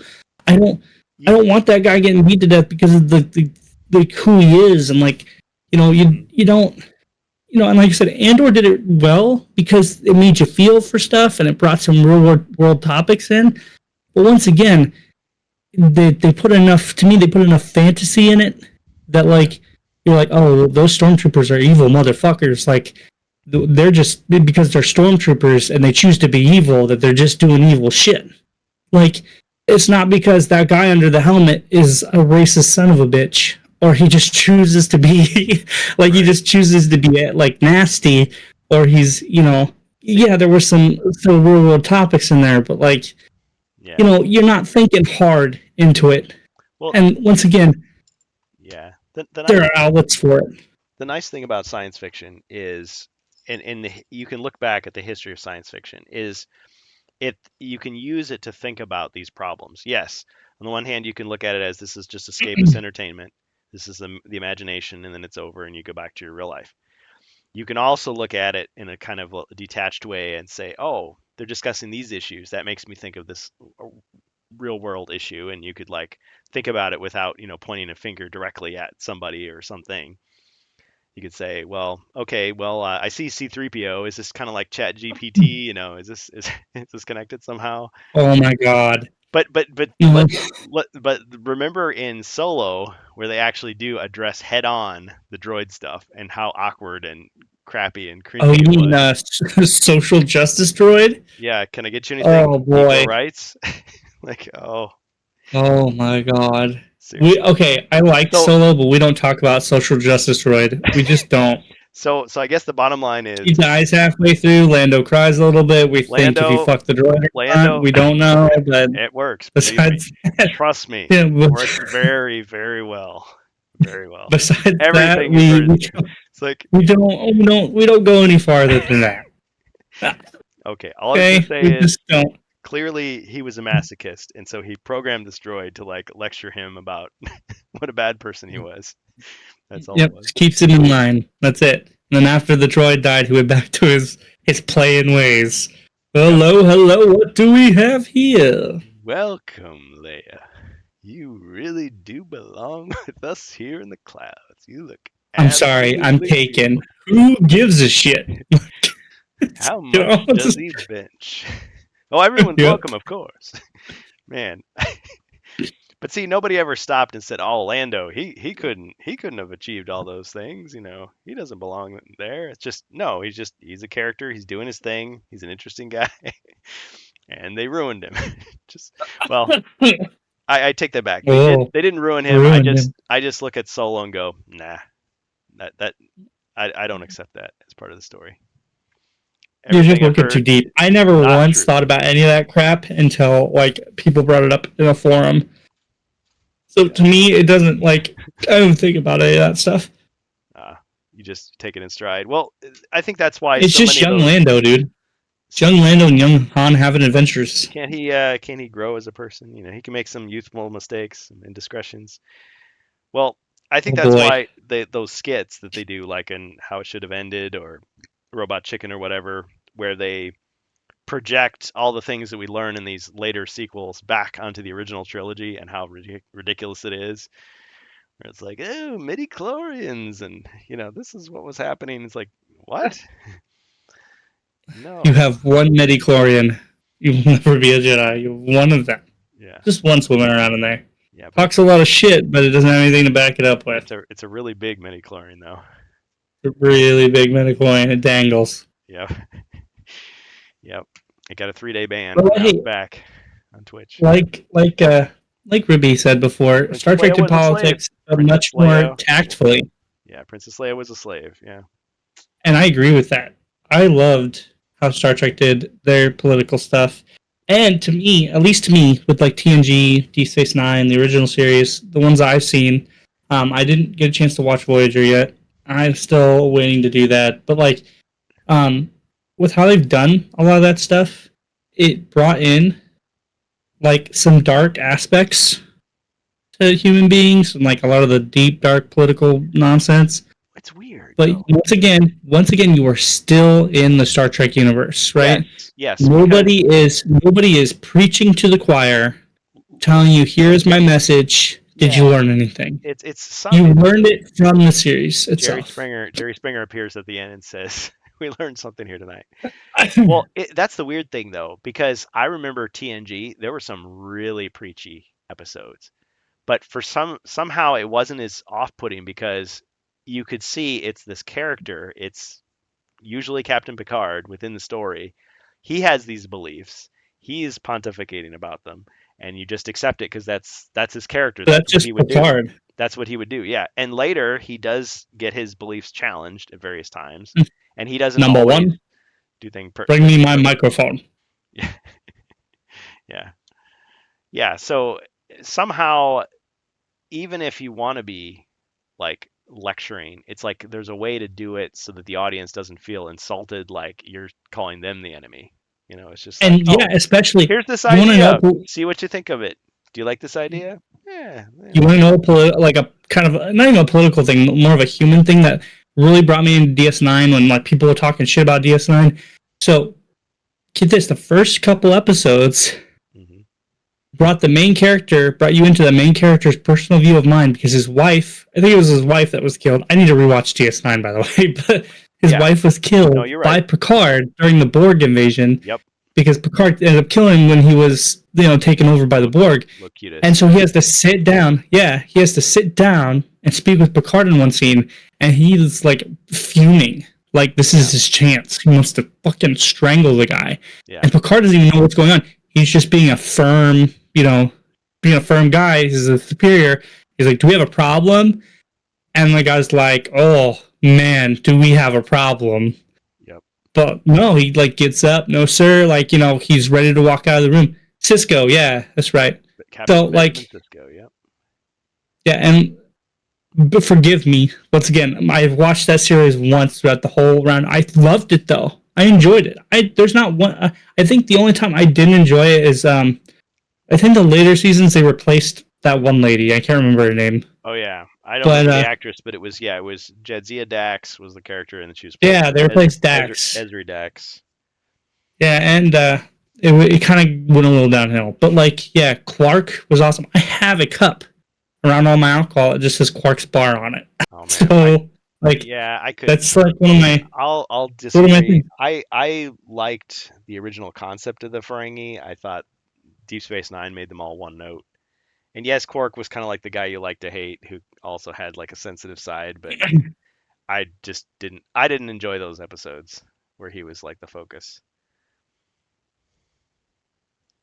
Uh yeah. See, I enjoyed Major just Kira. I enjoyed I enjoyed what they did with the thing, like and There were a lot of filler how they brought episodes. everything back in, and I feel like there were a lot of filler episodes in DS9, but yeah, the best of DS9 was pretty decent for Star Trek. they brought in some TNG favorites. I know they didn't Worf eventually come into Yeah, he DS9 became a main doing Worf, yeah. character, major supporting character. Was it third season, I think, And then or it was they third or had fourth? the engineer. They had the engineer guy. I can't remember his name Yeah, the either for transporter some chief. reason.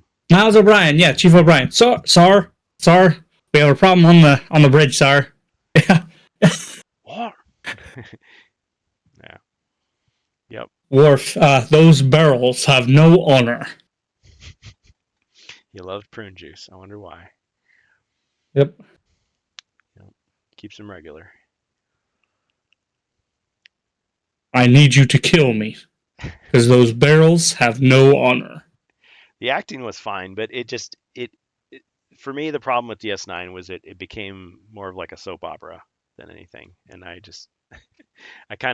forced myself to watch through it. Of course, I mean it was solid gold compared to some of the later shows, but at the time it was just like, oh no, See, I and can o- that's I can what I only put in deal my with mind. There was so much of that human it drama, was and then it was two different things, right? It was you had TNG, which was on the ship, right? mhm, And you faced those problems that would happen while you were out they're in explorers, exploration, and then diplomats. you had Deep Space Nine, which was the difference between okay, I've got to say it, Enterprise's theme song.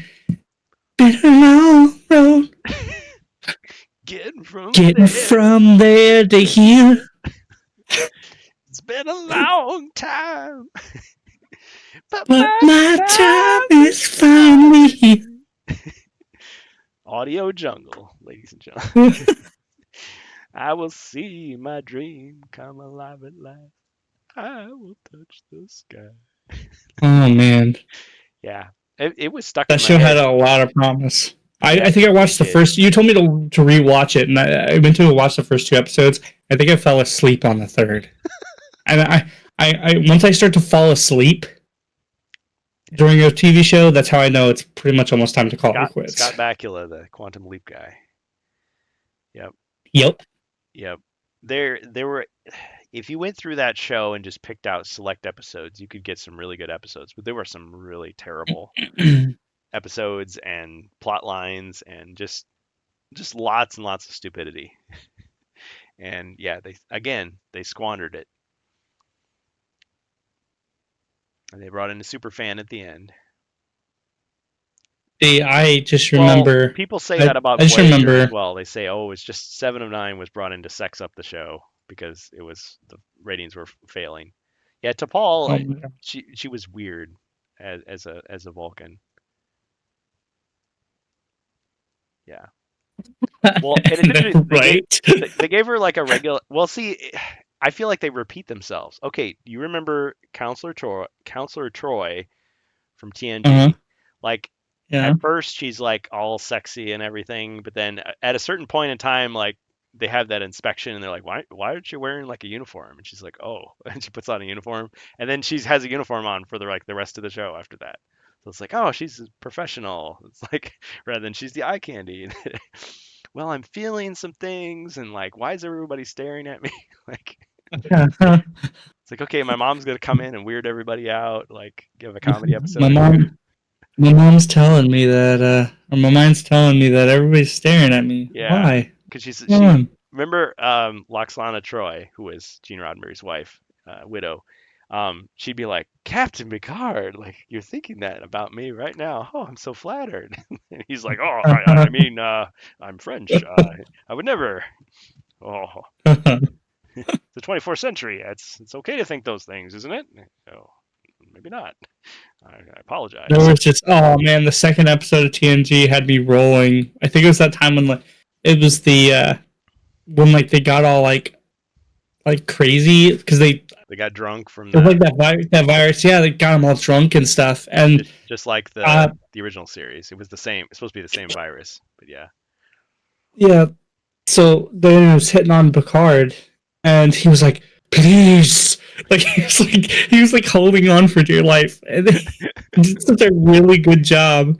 He did a really good job with that acting because like he was like all tense and sweating and like just trembling, trying not to do anything. Please stop.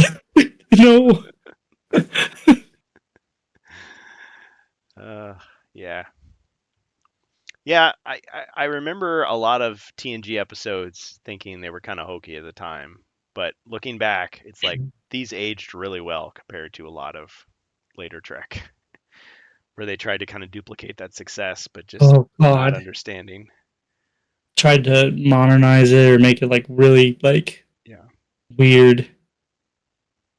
Well, yeah, a lot of people say that, and that's when Gene Roddenberry was in complete control of the show for the first episode, the first season, and like part of the second season. And I think in the third season he was an advisor, and then after Oh that, man, I mhm. ate up all that cringe, Ruby. That was I think that was the funniest fucking season of all time. I just how wacky that first Well, season there was. was a lot of stuff too that they just kind of forgot about. Like there was supposed to be a dolphin tank of like intelligent dolphins on the ship, and there were guys that wore like kilts and stuff that walked around. Like there was stuff that they just like never mentioned again. Like it's like nah, that was probably a silly idea, or nah, I don't know. Um, Yeah, it was a I ate dolphin. that shit up like crazy. They didn't show them; they just talked about it. Like Lieutenant so and so report to the dolphin tank, and then you read about it, the Yep. backstory. It's like, oh, they would have like these intelligent dolphins that would talk with the ship or something. And they brought that plot line back in Enterprise because remember when they had the Zindi War, and like they had each of the species that was in the Alliance was like a different type of animal. So there was like the I don't know, it was the marsupials and the aquatics and the so you had like the dolphin type aliens. Yeah, the Zindi. Sequest DSV. I never saw that show. Yeah. I mean, it was cool. It looked visually cool, but it's like, okay, so how did those aliens like use their flippers to like make computers and stuff? So I don't know. Just they didn't bother to explain it. It was just, oh, okay, yeah, of course. That's what they've got. Space travel, yeah. Yeah. I mean, I can imagine you just, yeah, you colonize your galaxy. You just give technology to everyone. So it's like, okay, dolphins, here's your voice box. You can talk to us and you know get with the program. As opposed to, yeah, they independently evolved to like do everything except they're still swimming around eating fish. Sequest had a dolphin that had a device on it that they could communicate with it. Oh, cool. Yeah, named Darwin. Yeah, well, that's a show I remember it was really popular at one time.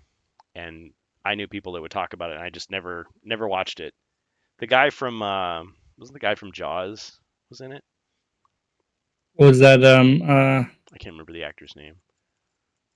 I Famous just had it guy. on the tip of my tongue. Yeah, Hold on. because the guy who played MacGyver was in Star Quest. Um, Richard Dreyfuss no, no, no, or Roy Schneider? Roy Schneider. Yeah,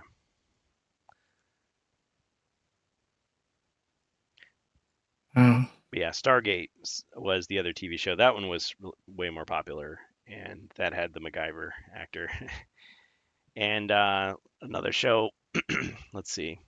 Oh yeah, Babylon 5. That was the other one that, like, every few years I try to start watching it, and I only get I don't get very far in it. But that had a massive cult following. Richard Dreyfuss was in Jaws too, of course. Jaws 1 and 2. All right. Well, I'm gonna let you know we've had a Actually, lot to talk about, actually, and I shouldn't say that because I watched a fan edit that merged Jaws 1 and 2 into one movie, so I probably like oh, don't know which where one begins and the other ends. I saw Jaws 3 in theaters in 3D. That's how old I I am. think Dreyfuss was only in one, if I remember Okay. right. You're probably right about that. Might be wrong. But Roy Schneider's character was definitely in Hmm. the first two. I think he had a cameo in like the fourth one, but that was probably just stock footage. Scheider. Um, Oh, yeah, that's right. I'm thinking Dreyfuss of was only in the first one. Rob Schneider, the comedian, not him. Scheider. Rep Schneider's in.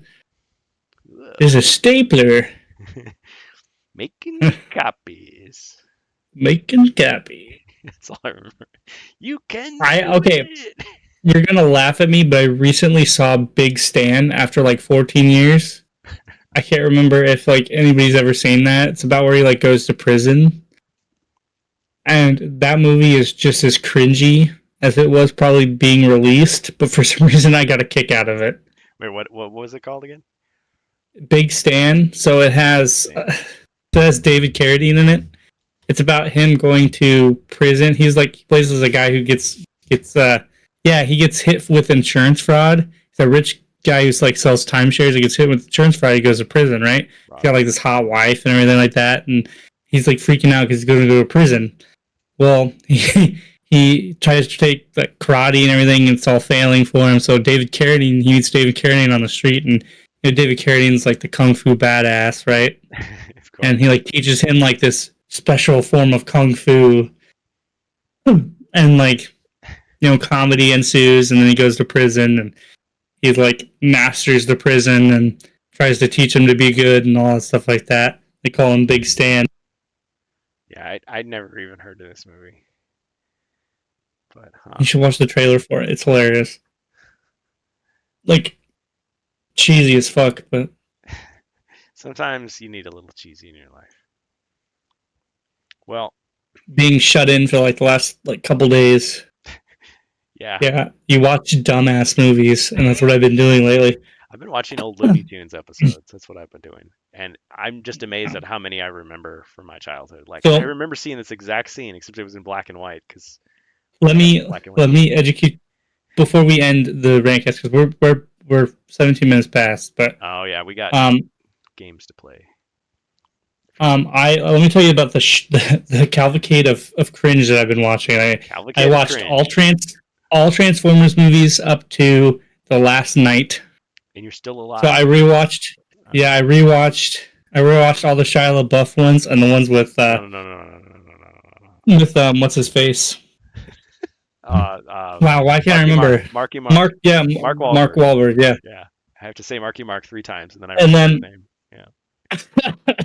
and then I watched some other classic films. So ones that brought me back. Going Armageddon. through my list. Independence No, Day. no. See, those are good. Those are mildly good films. Mildly good. It's like that's a tagline. Armageddon. I Mildly good. Says don't think I've watched anything that was good. I think I just watched like cheesy ass. Isn't it I watched weird though? Fanboys. Oh yeah, Fanboys is fun. yeah. It was amusing. Isn't it interesting though? Like when you just set aside some time and just say, I'm just gonna watch some good movies, and you just get like just pounded in the face like how good these movies are. You're like, man, why don't I do this all the time? Why do I torture myself watching like mediocre stuff most of the time? I guess it's Yeah, because people tell me like, "Oh, this movie was good. Ah, sure, I'll give it a chance. It was kind of mediocre." But they're saying that because out of the movies that are out right now, this one was one that they liked. Like, okay, but in the grand scheme of things, kind of sucks. So, yeah. Like I said, Big Stan is pretty was pretty low on my bar. big It was Stan. so bad that like What about The my Longest wife was Yard? wondering what the hell I was watching. The Longest I Yard. haven't watched that in a long time now. That was pretty entertaining. I watched both versions of that one, the original and the remake, as far as prison movies go. Anyway, it was entertaining. What else did I see? Trying to remember. Oh, I watched a couple episodes of Cowboy Bebop. That was nice. Cowboy Bebop. Yep, I binged watched that series. The only thing I haven't seen is the movie, but I'm kind of thinking maybe I shouldn't because I feel like Interstellar, huh? so many shows they do a movie and it's like the movie is not good. Like I saw Stars. Serenity after watching Firefly, and it's like okay, as a standalone sci-fi movie, it was fine. It was pretty entertaining. But as a cap to the series, no, I did not think.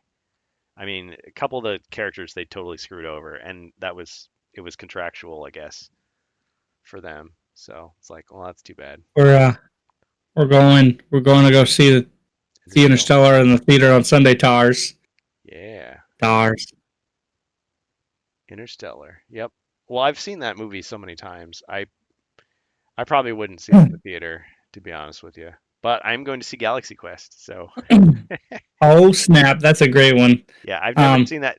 That's well, see, that's one that at the time I thought this looks like the stupidest thing ever, and I just completely ignored it for years and years and years. Oh And I man, can't remember if someone talked me into watching it or if I saw it on TV, and I was like, this is actually pretty entertaining. And so I kind of like became a fan of it, and I'm like, it's coming to theaters, hell yeah. Ribby is speaking my language. Cowboy Bebop, Outlaw Star, and Trigun. Well, I've seen one of those, Cowboy Bebop. I'd I just sink into the couch. I'd watch all those. Man, Well, I think I found out it's like okay, I was trying to see if there was any anime that I would enjoy, and it's like Toonami baby. this is a really That's it. short series. You can watch it all and be satisfied. And sure enough, Toonami. I remember that. There's a YouTube channel that does old school '90s and early 2000s Toonami like strips, like the late night stuff, Hmm. like before Adult Swim, Lupin. and that includes the show and the commercials. So if you'd like to relive your like your '90s, oh, you got bootlegs. Okay, I was about to say if you want to relive your childhood or your younger adulthood, you can go ahead and Yep. hit We're, that. his mom's making stovetop. We're gonna go into his basement. He's gonna get out his VCR and we're gonna watch tapes, bootleg tapes of all these old shows and commercials. See, that one has the commercials Joe attached to it. Joe That's what Bob sells me is I'll Briggs, watch. Joe Bob Briggs on TNT Monster Vision and Yep. cartoons and like there were so many like little just little niche things that these stations did and they were pretty cool. I mean, I remember Watch watching Cartoon Network's Cartoon Theater. Nick at Night, like Nick at Night, brand reruns, big TV on a wood plank and cinder blocks. Yeah, beanbag chairs. Oh man. Yep. All right. Well, Got anything left in the tank for I follow up? better. Yeah, I better. Rantcast. We mostly we complained about a lot of things. We accomplished nothing. We talked about things we like. We had a And great most old time. importantly, we accomplished nothing. That's the great thing.